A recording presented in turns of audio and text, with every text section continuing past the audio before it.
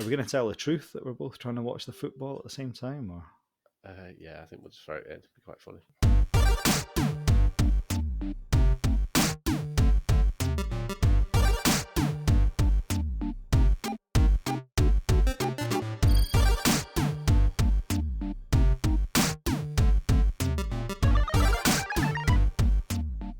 Hello and welcome back to the Most Dangerous Podcast. My name's James. I'm here with my good friend Fraser.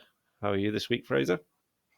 I'm okay. Yeah, I've had a very boring week with nothing much to tell you. My little boy Teddy, we've talked about before. He's 3 years old, and you know that time where you get really proud of your child when they draw their first half decent picture. Kind of. don't think it's happened to me yet. Well, yeah. The only problem was Teddy drew it with a rock on the side of Laura's car. So, Right. yeah, a bit pissed off about that. But other than that, I mean, there was the general election. I think everyone knew how it was going to go, even before Yeah. we went to vote. So I booked the day off work actually today, in fact, Friday, with a view to kind of stay up all night and watch it come in, and kind of get a bit excited about it because I mean I do like politics and stuff. I do follow it, but I'm not sort of keen on the two major parties. I think they're two sides of the same coin, basically. Yeah. So to put it politely. So I booked today off thinking, I'll stay up all night.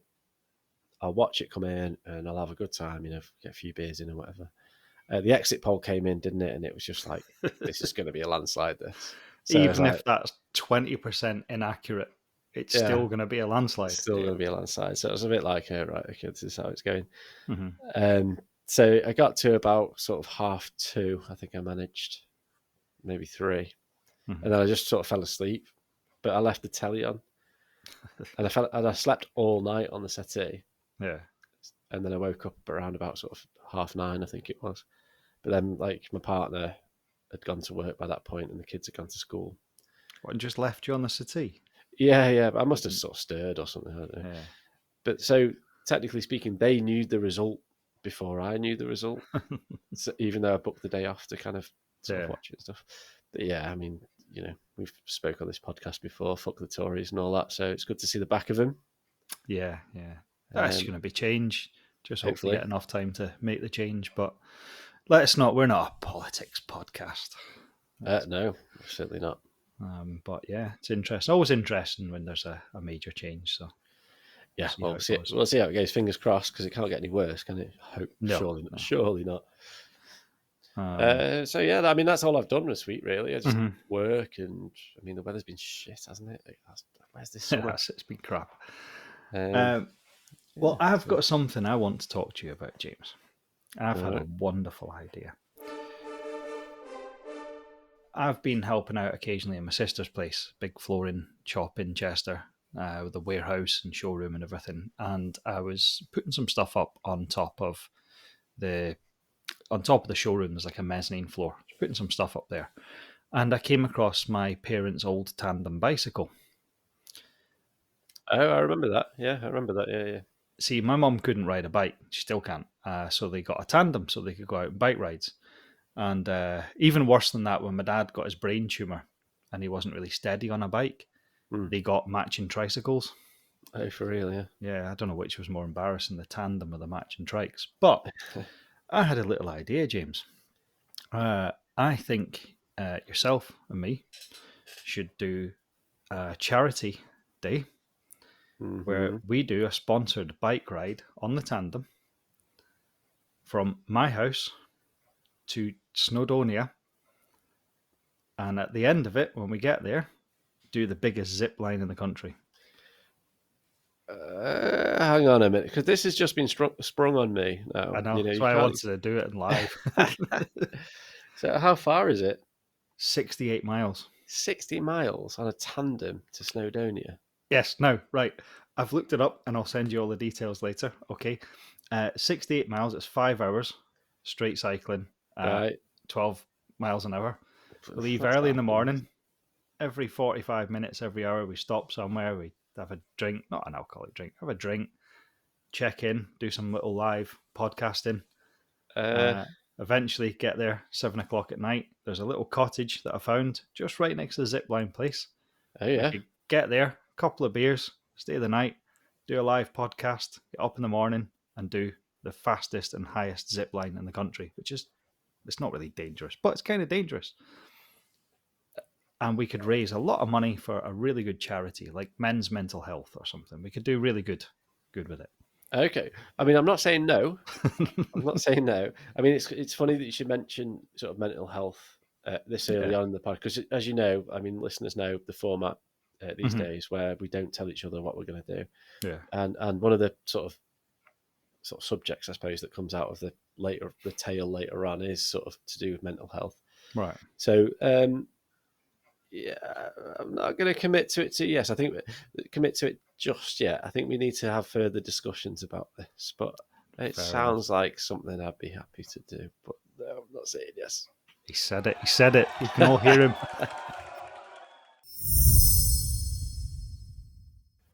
Yeah, so I'll have a think about that, and I will let you know if any of our listeners want to sort of jump in and suggest whether it's a good idea. I mean, the more support we get, the more likely I am to do it. So if any listeners want to email and say, yeah, you've got to do that, you've definitely got to do that. And obviously we like record and stuff, and we'll sort of show us our live stream and things like that. So, yeah, let us know. So I guess that leads us into the socials. So Fraser, if you want to do the usual social stuff. Yeah, so we're still growing. I've noticed Facebook's gone up again, which is good.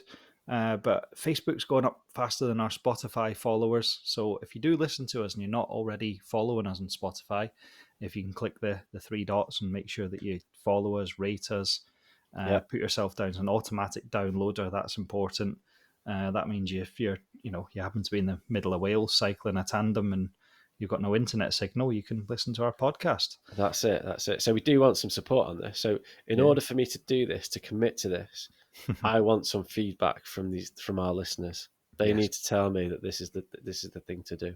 So if you've not emailed in before, just email in and go, yeah, you got to do that, man. It's cool.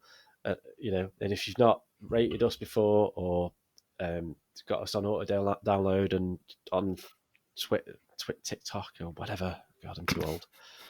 Do all that stuff. Give us a 5-star. MySpace, yeah. Friends Reunited. Get us on that. 5 stars. 4 stars is all right. Anything less than that, don't bother. And like we said last week, if you're a Tory, don't listen. There's not many of them now, though. Not many of them. Oh, we can go Reform as well if you do that. Sod off. Yeah. But yeah, just search the Most Dangerous Podcast. You'll see our icon. It's the same on everything. The Most Dangerous Podcast, and we do also have Buy Me a Coffee. That's a new thing. Yeah, I saw that this week. Yeah. So any of you feel like contributing towards this wonderful free show that you get, you could buy us a coffee. Buy us a coffee. It's only a couple of quid, isn't it? What, £2 or something? Just throw £2 in, and then we can carry on doing this. Choices. You could decide to buy us 10 coffees. That would be lovely. Keep us up all night. Or just give us 10 grand. Yeah, that's it. Yeah, I'll send you the bank details. Right, okay. So we definitely want your feedback on that, please, because I'm very nervous about it already, even though I've not committed to it just yet. But if you think it's a good idea, let us know. And following on from that, I guess it's this week's Dangerous News. Thanks, James. Right, so I've got 3 mental stories for you here. The stories were as weird as they got, really, to be honest. So the first one's from the Daily Star. I always get good content from the Daily Star. Yes, the good old Star. And I've titled it China Messing About with Stuff Again. Scientists in China have developed a robot with a brain that's more human than machine. This Frankenstein robot, created by researchers at Tianjin University and the Southern University of Science and Technology, uses brain organoids, which are tiny lab-grown brains derived from human pluripotent stem cells typically found in early embryos. These organoids, combined with a neural chip, allow the robot to perform tasks like gripping objects and avoiding obstacles. This breakthrough could pave the way for hybrid human-robot intelligence, blending biological brain power with robotic capabilities. Okay. Imagine a future where robots don't just follow pre-programmed instructions, but can think and adapt in real time. That's pretty... It's frightening. It is frightening, but this has been on the cards for a little while, like nanotechnology. Have you heard about this before? Like, there is not a theory, but I suppose the way that science is going is that potentially in the future there's little sort of nanobots that, if say you've got like a tumor or something, you could put like little nanobots in your bloodstream, and then they'd go around and like sort of eat the tumor, get rid of it. Yeah, I mean, I think do you remember, the guy who wrote Jurassic Park, like Michael Crichton? Yes. Like, he did a book about it like years and years ago. Like, he was kind of a cool author because he had these sort of like, it was like science fiction but also based on sort of real science. Like the Jurassic Park thing, there is an element of truth in that, in taking sort of old DNA and creating extinct animals. And he wrote a book, I think it was called Prey or something like that. Or something like that. I don't know. But I mean, I think this is the way that science is going. Like, you've got AI technology and microbiology and things like that, and you combine the two. And I don't think we should fear AI. I think we should embrace it, to be honest. Yeah, it's when AI starts to think for itself. That's the obviously the Terminator situation, but that's the difficulty, isn't it? Because I think that you watch Terminator and all that, and you go, oh shit, that's the way it's going to go, and like the Matrix and things like that. And okay, that's so far out there, like that just puts the fear of God in everybody. Yeah, but I don't think that's the reality. I don't think that's. I suppose I don't think a machine will ever be capable of greed, jealousy, the 7 sins, isn't it? I guess so, but then if they're emulating like human emotions, like the only way that they can be as intelligent or more intelligent than us is to emulate those emotions that we have. So I don't know. But nevertheless, I do think it's something that, rather than fear it, I think we should embrace it and go, okay, right, we've got the technology here. Let's develop it in such a way that that doesn't happen, rather than go, fucking hell, let's suppress it. Like, I don't know. So I was going to say, in the Alien films, they tend to they go in those, like, it's like a capsule, isn't it? And it scans them, and it's like, yeah, you got cancer there, and it, like a robot, like sucks it out and does all the surgery and stuff. And that I think is actually not that far away, because I have seen robotic surgery being done, and it was a video where it basically stitched the skin of a tomato without damaging it in any way, and this was a robot stitching it, and it says that the accuracy was 100 times better than a human hand doing it. Yeah, so I mean that's the thing, like, so all this like technology that's available or will be available in the next sort of 10-15 years or stuff, the problem is that, like, there's a real fear at the moment that people are going to lose their jobs. Like delivery drivers won't be needed, surgeons won't be needed, as you say. Like, my job will probably become obsolete because everything can be automated. Yeah, but that's by the by. Like, I think that, like, that's a good thing, because it means that people don't have to work. And the only problem with AI that I can see is that greedy people and greedy companies will go, okay, well, all this technology and all these robots and stuff are doing work for my company, so I don't have to pay anyone anymore. Yeah. But the alternative is that you get all this technology to do the work, and then people can just sit on their arse and just get like money for nothing. The thing is, though, if you're the government and there's 5 big companies that are basically have taken all the jobs with AI, you just have to say to them, right, well, that's fine, but you're now paying 70% tax because the welfare bill's higher than it's ever been, because we've got to give loads of people money. But it's not a welfare bill, though, is it? Because you're still generating the income into the economy, because the AI is generating that income. So it's not like you're paying any more welfare. The robot that's doing my job, I still get paid for it. The robot doesn't get paid anything. Yeah, true. Yeah. So it's not like you're not increasing the welfare bill. You're just it just means that people don't have to work as much, which in my view, life isn't meant to be slaving 9 to 5 every single day for the rest of your life until you drop dead. Yeah, true. Anyway, wow, that was deep. Next one. Just quickly, I want to point out, I've noticed that Acast have actually said that we need to inform you if we use AI for our content. And I just wanted to point out that we don't actually just rip everything off AI. No, I did see that, and I think, I thought it was more kind of like if you do sort of AI music and you maybe got somebody speaking in as a robot or whatever. No, to be absolutely clear, we're just two blokes. Yeah, old friends who, we're not robots. We've joked about AI. That's the reason I'm pointing out. We've joked about AI, but we don't use it. No. Just use Wikipedia and stuff. So, anyway, right. Story number 2. This is from the Mirror. So It's like the Star's slightly posher cousin, isn't it?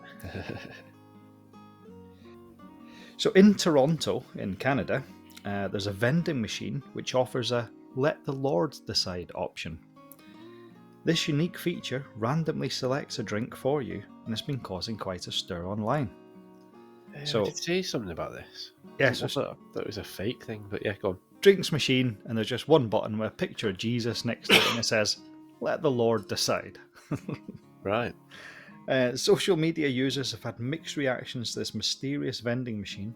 When someone pressed the button adorned with an image of Jesus Christ, they received a cherry cola. And apparently the video of this machine, this random selection itself, has garnered 59,000 likes and thousands of reposts, with people amused with the unpredictability. However, not everyone is impressed. Some have called the machine nasty due to its rundown appearance, and I've seen a picture of it. It looks like, do you remember the old machine that you got? Yeah, I've seen it, with just the tabs on the side that you press. That was it. You could get soup in like the Northgate Arena. It was like coffee, hot blackcurrant and soup and stuff. Yeah, it's like ones that you find in Spain on, when you go on holiday. Yeah, they're just in the middle of the street, and it's like Pepsi, Coke, San Miguel. They always used to get beer in the vending machines over there. Despite its appearance, this vending machine's random selection feature has intrigued many, turning a simple transaction into an unexpected, entertaining experience. Whether you dare to let the Lord decide your drink is up to you, but it certainly captured the imagination of many online. Yeah, I think it's a great idea. When you go to a vending machine, you just don't know what to get. I'm not sure. I think the one that I saw, they pressed it and they got like sparkling water. They gutted. Oh, you'd be gutted, wouldn't you? Yeah, changed my mind. Do you remember the Tango? I'm sure it's Tango or Fanta. They've done that a few times where it's like blue and it's like guess the flavour. I don't remember that. No. It's just like it just tastes like fruit. It's like dead sweet and horrible. And it's like secret flavour, guess the flavour. The blue stuff like sends you crazy. Like my kids, like if they have like anything blue, like a blue slushy or blue bubble gum or whatever, like they just fucking go bananas. There must be some like certain E numbers in the blue colouring that just sends them wacky. And you do a green poo the next day. Too much blue slush. That's always fun. Right, moving on. Story number 3.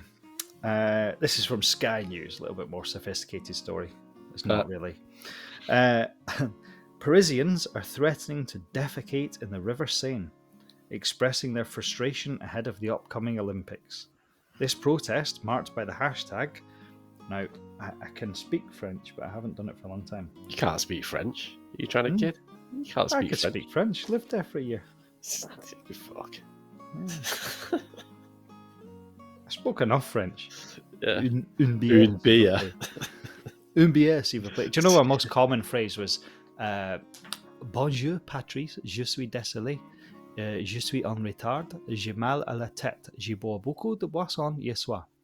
And that was, Bonjour, Patrice. That was, hello, Patrice. I'm sorry. About a retard, but that sounds like it. On retard. Hello, Patrice. I'm sorry I'm late. I have a headache. I drank too many beers last night. Oh, right. Okay. That was my most used phrase in French when I lived there.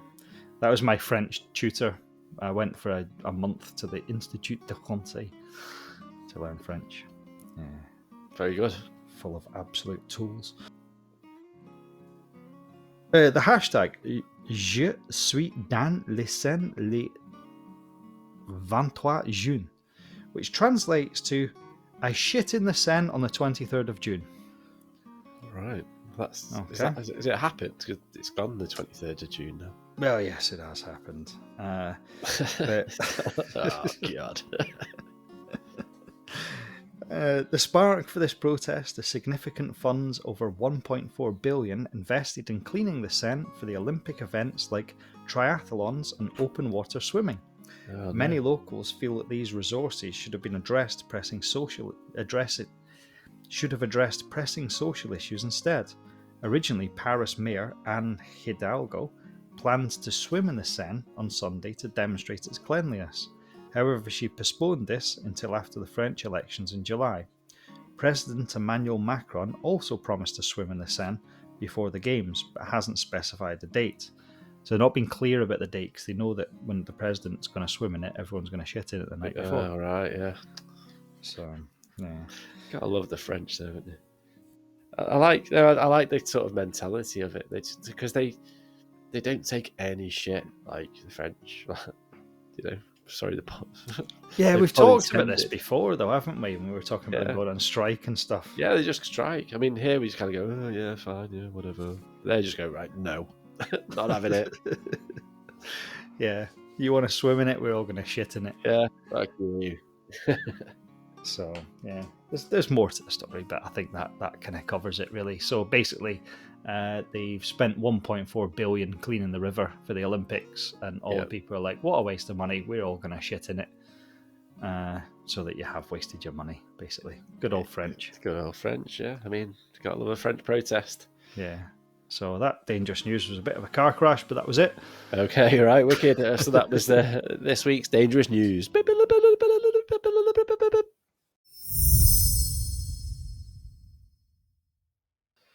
Well, James, that was my dangerous news. It was slim pickings, to be honest. They were kind of just weird stories. I do like the fact that all the French are shitting in the river just to spite the mayor. That's fun. That's a good story. But we're on to the main event, and you've given me a clue about a little bit of mental health or something, but I still have no idea what we're doing tonight. So it's over to you. Right, okay, good stuff. We'll get onto the mental health bit. It's bit far removed. Have you ever heard of Robinson Crusoe? Robinson Crusoe? Yeah, I know his name. You know his name, yeah. Have you ever read it? No. So I think a book by Daniel Defoe from the 1790s, I think it was. Is it his treehouse you go up in Disneyland? I don't know. You must know who Robinson Crusoe is. I know his name. Right, okay. So he was like, have you ever seen the film Castaway? Yes. Right, so that is basically Robinson Crusoe. It's the guy that got stranded on an island. It's a fictional story by Daniel Defoe. It was written in the 1790s. Right. And it's about a guy who got stranded on a desert island and survived and did all this stuff. Right, okay. And you're honestly telling me you've never come across this before? I've never read the book. I'm pretty sure. I'm just wondering, who's Tom Sawyer? I don't know. I don't know if I'm confusing the two of them. Yeah. No, Robinson Crusoe. No. So Robinson Crusoe is a fictional character, okay, but it was based on an actual real life thing. So again, we've got a bit island heavy this season, I think. We've done a few islands. I know you did one last week, but this is the story behind Robinson Crusoe. It's a true story, and it's based on a chap called Alexander Selkirk. Right. So this is about a chap called Alexander Selkirk. Right, so this is the real guy that got stuck on an island. So this is the story behind the Robinson Crusoe story that was written in 1790. Fantastic. Okay, so our journey begins in the late 17th century in a small village called Lower Largo in Fife in Scotland. All right. A chap called Alexander Selkirk was born in 1676.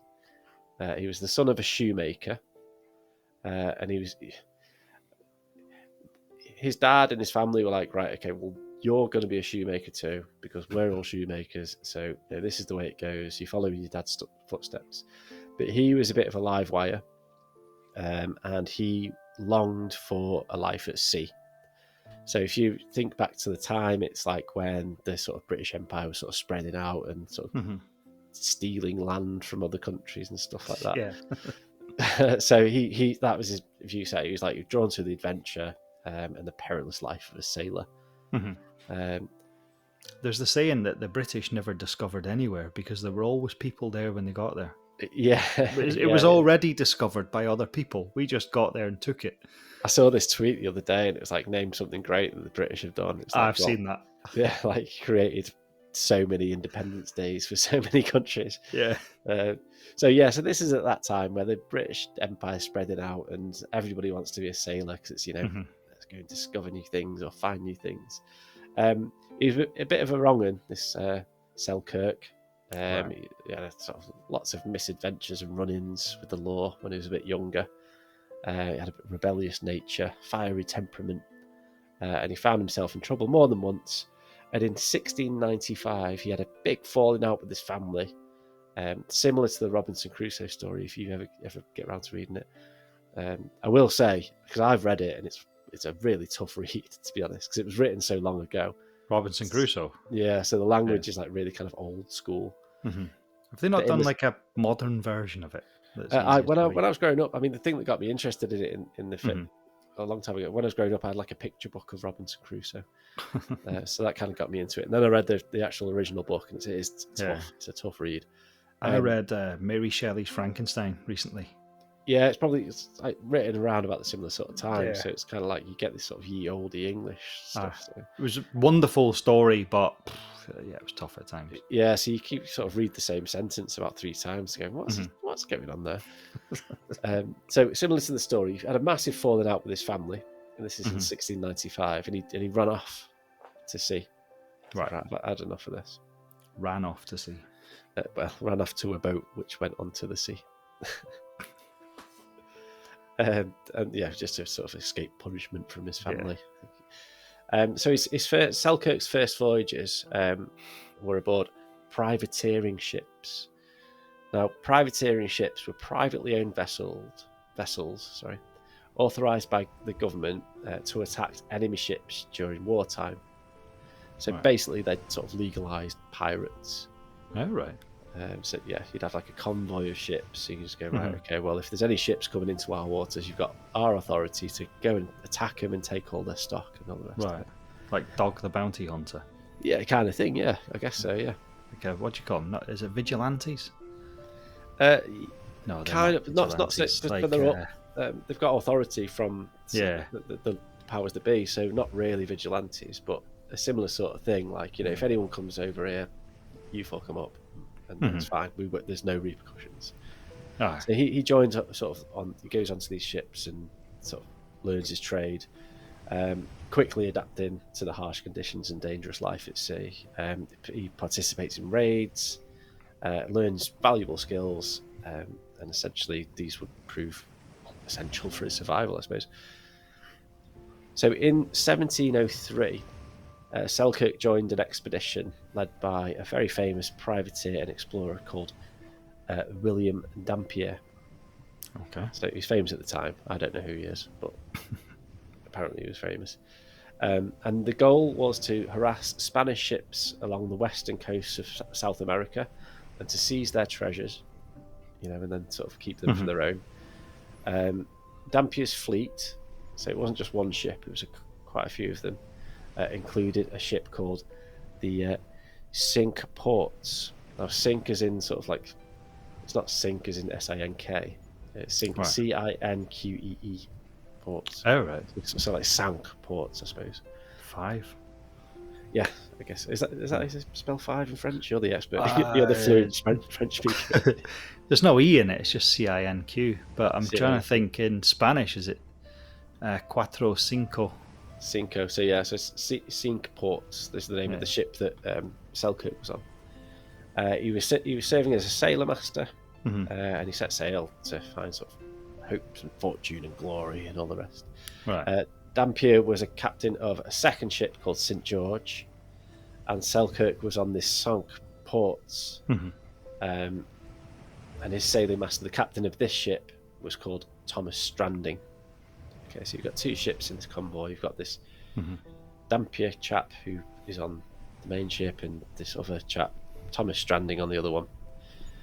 This expedition down to South America, it was awful, fraught with difficulties. There was poor planning, disease, conflict, mutiny, a bit of plague. Always love a bit of plague. Yeah. So not the sort of thing to have on a ship, is it? No. I don't know if it wasn't the plague, but some sort of plague. Not the famous plague. The Black Death. But in May 1704, I said Thomas It's Thomas Stradling was the name of the captain in the other ship. So in May 1704, Stradling decided to abandon Dampier and go out on his own. So just to be absolutely clear, because that might have been a bit sort of all over the place, you've got two ships in this convoy, Cinque Ports, and the other one, I can't remember what that was called, whatever it's called. You've got this famous William Dampier on Cinque Ports, and then you've got Thomas Stradling on the other one. Our chap, Tom Robinson Crusoe, Mr. Selkirk, is on the Thomas Stradling boat. They have a bit of a falling out. Thomas Stradling goes, right, I can't be arsed with this guy. We're going to go off on our own and sort our own stuff out. Right, okay. We've got Thomas Stradling going off on his own with Alexander Selkirk. Yeah. On Cinque Ports. That's right, yeah. So Thomas Stradling, captain, Alexander Selkirk. Selkirk is on the ship as well. But then they start having a bit of a falling out because the vessel's old, it's leaking, it's infested with woodworm, it's barely seaworthy. In September 1704, Captain Stradling goes to an island known to the Spanish as Marsa Tierra. Okay, and this is located in the uninhabited Juan Fernandez Archipelago, which is 420 miles off the coast of Chile.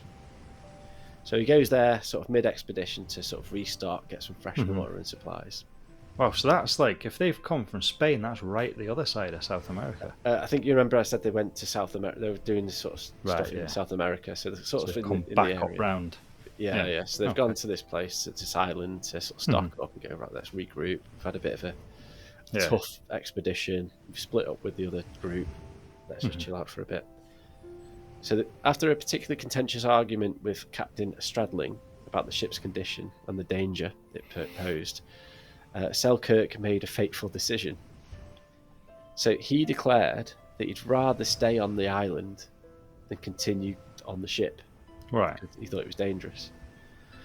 Now, did you ever do that thing when you were a kid? Like maybe you went to the beach or, I don't know, a theme park or something, and it got to the end of the day and like your folks would be like, right, it's time to go now. And you go, well, I'm not going. Yeah. I don't want to go. I don't want to go home. And they go, no. But then they go, right, okay, see you later. And they just walk off. Yeah. And then you sort of shit yourself and go, no, I'm coming. This is kind of what happened here. So Selkirk had a bit of a sort of breakdown and was like, he's like, I'm not going on that ship anymore. Like, it's just not seaworthy at all. I'm going to stay on this island. I don't care. I've had enough. This is ridiculous. So Captain Stradling said, right, fine. And he gave him a musket, a hatchet, a knife, a cooking pot, and a Bible, and some bedding and some clothing, and said, right, see you later. Always a fucking Bible. What's he going to do that? So, I mean, they've got really nice, like, little thin pages that are supposed to be quite easy to start a fire with. Or wipe your ass with, I suppose. Yeah, like 1,000 sheets of fire starter. Yeah. So Captain Stradling said, right, see you then, mate. I've had enough. Selkirk immediately regretted his actions. He's like, oh, I'm dead sorry. I'm so sorry. I didn't mean it. I'll come back on the ship. It's fine. I just want to go home. Let's go. But Captain Stradling refused. Right. And he wouldn't actually let him back on board. So I mean, they're all on a boat. So Well, the woodworm eating it. Yeah, even so, like, it's better than being stranded on an island. I suppose so. So Captain Stradlin just left him there. Wow. Marooned on the island. So at first, Selkirk believed that another ship would soon come to rescue. But as the days turned to weeks and weeks into months, he faced the grim reality of his isolation. And he was alone on this remote island with only a few basic supplies. Selkirk began to struggle for survival. Right. So I assume there must have been food sources and stuff. Well, yeah. So this is his life on the island. So this is Marza Tierra. I'll spell that for you. So MAS with a sort of hyphen above the A. A-Tierra. I think it's pronounced Marza Tierra. It's actually been renamed now as Robinson Crusoe Island. Oh, really? You can actually go there, yeah, for a holiday. Yeah. They do cruises over there. The island itself, it's like a lush island. It's full of sort of animals and trees and things like that. It's not a desert island as you picture in your mind. It's quite big and there's quite a lot on it. So he did adapt quite quickly to the environment. Yeah. So at first he sort of lived on the shoreline, sort of hoping to see a ship that would come past. And during this time he ate spiny lobsters. Right. So I guess they're just sort of lobsters with long legs, I think. Lobster ravioli. Yeah, I don't think he was that lucky. And he'd just wait there on the beach and just wait for ships to come past, but none did. At this point he's suffering from loneliness and misery. Wished he'd never fallen out with the captain that he'd fallen out with. He stayed there for a while, but eventually, like, sea lions would gather on the beach during mating season. And it was just, according to reports, I mean, this is a long time ago, but it was just like horrifically noisy and stuff. So he decided to go sort of inland a bit more. Yeah. Whilst as he went inland, his life took a little bit of a turn for the better, actually. There was more food available there. There were feral goats. Right. And these were introduced by earlier sailors that had been to the island. So with these goats, he could get meat and milk. There were wild turnips, some wild cabbages out there as well. Right. Some sort of cenicious fruit, I think that's how you pronounce it, like basically sort of pink peppercorns. So this would be sort of like you could spice his meat and stuff. Oh, wow. Like he set up camp, but rats would attack him at night. But there were feral cats living on the island. Yeah. So he managed to domesticate some of the cats so that whilst he was sort of in his sort of area where he lived, the cats would kill the rats and stuff. So he had like quite so he sort of like set up a really good sort of way of living, really. Yeah. Sounds quite peaceful. Well, yeah, I mean, we'll go on to it. I mean, when I mentioned sort of like about the mental health before, I think it's the isolation thing. Yeah. So, as I mentioned at the very start of the tale, so his dad was a shoemaker, so like a tanner, basically. He dealt with sort of leather. So he was sort of starting to learn the trade before he fucked off to become a sailor. So he learned loads and loads of skills. So because of this, he was managed to forge a new knife out of barrel hoops. He built 2 huts out of pepper trees. When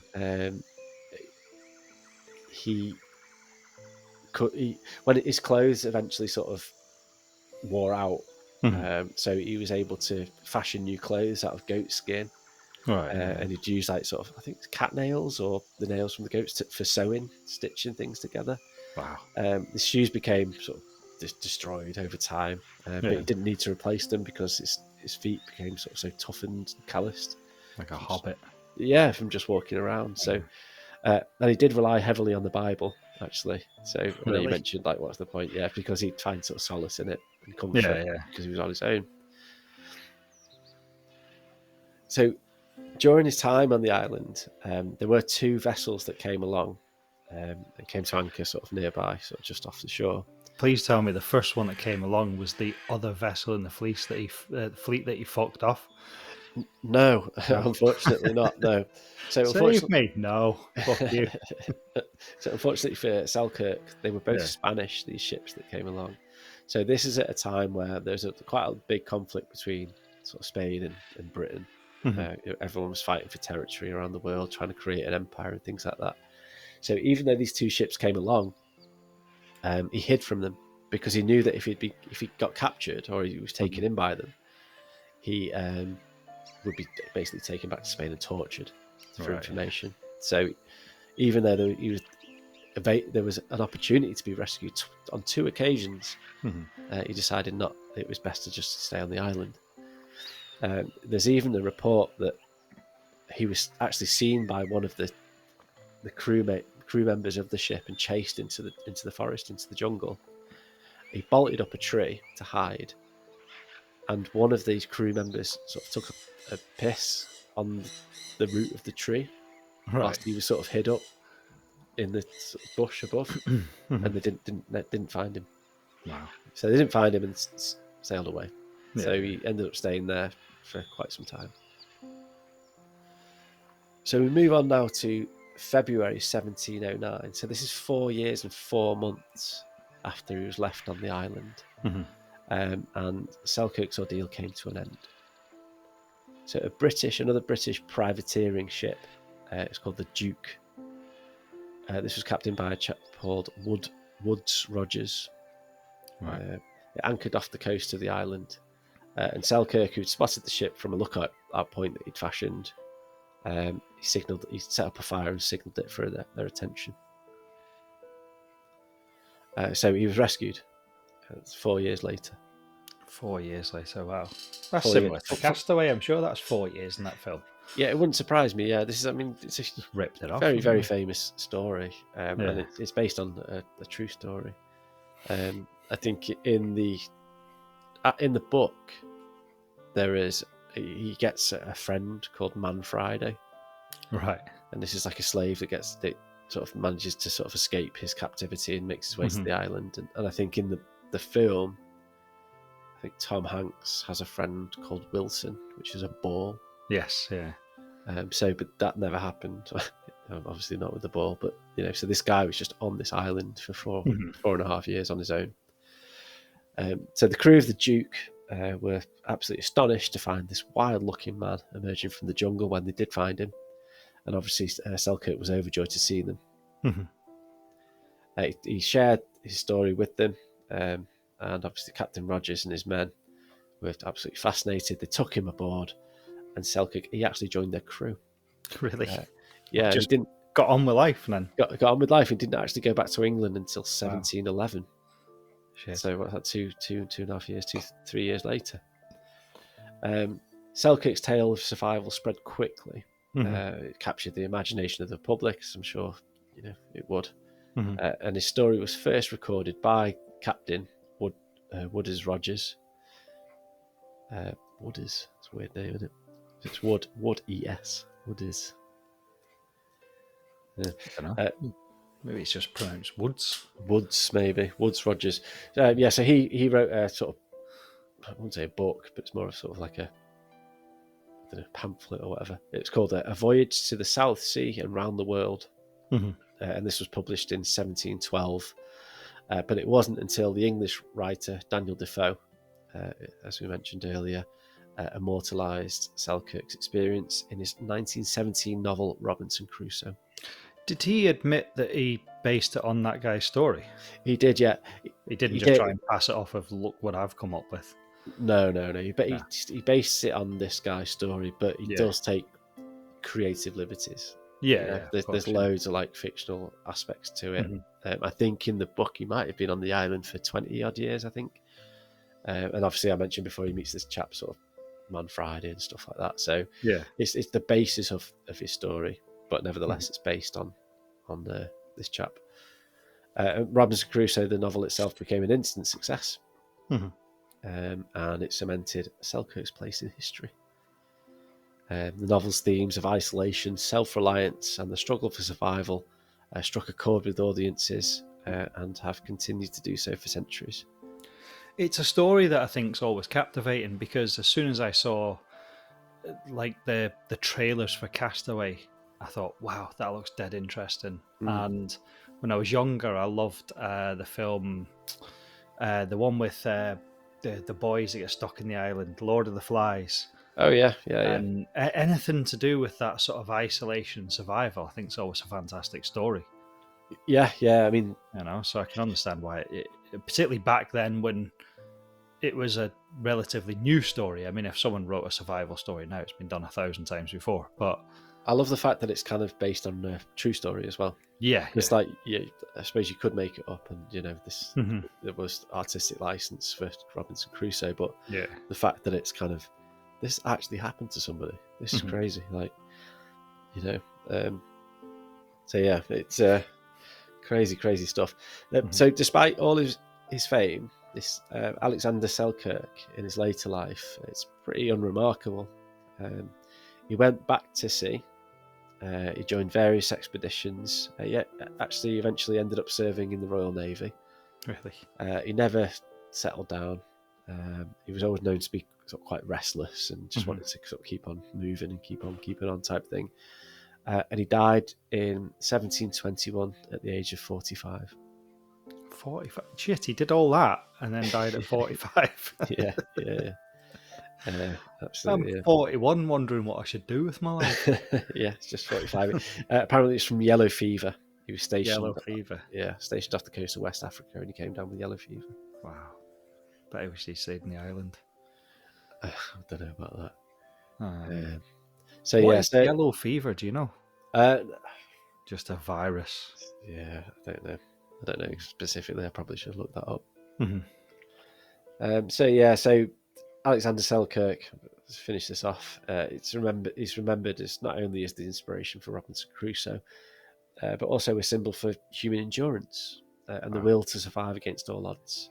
Mm-hmm. I think this story reminds us of the extraordinary lengths to which humans will go to, faced with a daunting challenge. But not only that, I think we touched on it earlier. I think Selkirk's tale is also a reminder of the psychological toll of isolation. Okay, his ability to maintain his sanity through faith and routine sort of speaks to the importance of mental resilience, I suppose. Yeah. I think in today's world, where isolation and mental health are predominant issues, Selkirk's story remains profoundly relevant. And I think that, as we mentioned, we live in a really weird world. Like, okay, so this guy was cast away for 4.5 years, but I think that sometimes in modern society, a lot of people are isolated, and they might as well be cast away on sort of islands and things like that because they just don't have anybody to connect with. Yeah. So I'd just like to sort of, before sort of we go into the bones of it and sort of finalise, if there is anybody that feels like that, that's listening to this, and you feel isolated and you feel alone or whatever, you've got our social media sort of contact and things like that, and don't ever feel like you can't sort of drop us an email or sort of drop us a message and have a chat, because nobody in this day and age needs to feel like they're alone. Absolutely, well said. So thanks. That's me for today. So thanks for listening. That was the true story of Robinson Crusoe. I do recommend that you read the book if you can manage going over the sentence, each sentence 3 times. I've got some Audible credits. I listen to audiobooks a lot more than I read books because I drive quite a lot, and it's just an easy way of, I can be 4 hours on the road, so I can get halfway through a decent book in that time, whereas I can read for 10 minutes in bed at night and I'm asleep. So I listen to books a lot more, so I think I'll get it, and I bet it's probably free on Audible because it probably hasn't. It's a classic, it probably doesn't have any licenses anymore. So it is a classic. Like I say, it is a difficult thing to get through because it's very ye olde language. It's not Shakespeare, but it's written very well. But it is one of those where you kind of like, what does that mean? What does that mean? So Yeah, recommend it. It's a fascinating story. It's based on this chap. Obviously, the Daniel Defoe story is it's not Daniel Defoe from Spider-Man. That's Willem Dafoe, isn't it? Oh, so is it? Yeah, it's a different Defoe. But yeah, give it a listen or give it a read. It's great. Just going back on what you were saying about people reaching out to us. Obviously, we're not professionals and we can't, professionally help anyone. But yeah, of course, just getting something out, even to a stranger, is half the battle. Actually, just admitting that you're lonely, you're upset, you're stressed about something, and that's the thing as well. And sometimes it's really difficult to speak to people that you know about it. Mm-hmm. I think that I don't want to sort of burn them out with this, or I don't want to like kind of tell my girlfriend about it or whatever. And sometimes it's just easier to speak to like an anonymous person. Like obviously we'd never share the details on this or anything like that. But I think sometimes it's just easier just to sort of throw it into the void and go, do you know what? I'm not happy about this, or I'm struggling with this. So if anyone feels like that or whatever, by all means, like we're easygoing people and stuff. We're not going to judge or. Well, I'm happy to admit just now that half the reason we do this podcast is I reached out to you probably just over a year ago, because I think a lot of it was I felt just really lonely because I was working in a shop and I was driving away from my family. I was working on my own. I spent a lot of time on my own.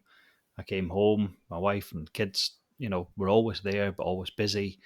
And I just felt really lonely. But lonely, I had people around me, but I felt really lonely. And that's the thing, isn't it? Like, I think that you can fall into the trap and sort of kid yourself and go, well, how can I possibly be lonely? Because there's loads of people around me. Like, I've got that person there, that person there, that person there. How can I possibly feel like this? But it's really easy. Like, but the mental health is just such a mad thing. And, we're not, like you say, we're not doctors, but there is, you're always welcome, listeners, to give us a shout if needs be. But we've been friends since school, but we went through probably a couple of years where we didn't even really speak to each other because you just get busy in your own world. And by me reaching out to you now, we do a podcast every week. We're texting each other every day. We're back to just being in contact and being mates again and just speaking to each other all the time. And it just feels a lot more comfortable to say, do you know what, James, I've had a shit day. Yeah, totally. Absolutely. Yeah, I agree. So, speak to people. Doesn't necessarily mean they'll have the answers, but them listening to you will do a lot. So sometimes it just feels good to just go get it off your chest and just go, right, absolutely. This is crap. Right. Okay. Well, that point across now. I think so. Drilled that in. Right. Yeah. So that was Robinson Crusoe, or no, it wasn't. It was Alexander Selkirk. Yeah. Who was Robinson Crusoe. So excellent. I hope you enjoyed it. I do appreciate your effort. Read into it more. Obviously, like we have to squeeze in as much as we can into an hour or what have you. So there is sort of more to the story. So if you're interested, go ahead. There's plenty on the internet. And read. It was an interesting story, and I'll get that book now. Can I just mention very quickly? We mentioned we're going to do a slightly different format for the next 4 episodes. Do we talk about that now? Yeah, we can do. Yeah. So you may remember that we at the end of the season 1. I think how long ago was that now? Can't even remember. We did a sort of mini series. We based our sort of podcast on Australia, and as we're coming to the end of season 2, I think we're going to look into doing something similar, just to sort of round off, just to keep it sort of bookend it. Bookend the series like we did last time. And I think we're perhaps going to. Well, I think not perhaps. We are going to do something. I hope so, because I prepared next week's. Oh, have you? Yeah. So for the next 6 or 7 episodes, I think we're looking at UK serial killers. We're going to make it a 6 or 7-parter, and then we're going to a 4-parter. Is it? Sorry. Yeah, it's 4, and then we'll do the live one, and then we'll have a break. Oh, okay. We're going to do that, and then we're going to have a few weeks off. So a little bit of a change of format, but not really. We're just one subject rather than random ones. That's it. Just to do a little bit for the end of the season, and then we're both away on holiday at the same time, so we're going to take a break because it's going to be too difficult to try and do a podcast while we're both abroad. Absolutely. Right. I'm going to sign off because I'm going to watch the end of this football now. Well, it's still 0-0, so you've missed nothing. It's missed nothing, and it might get stretched time. So, yeah. All right. Appreciate that, James. It's been good as ever. Absolutely. I'll see you next week. Speak soon. Take care. Bye-bye. Bye-bye.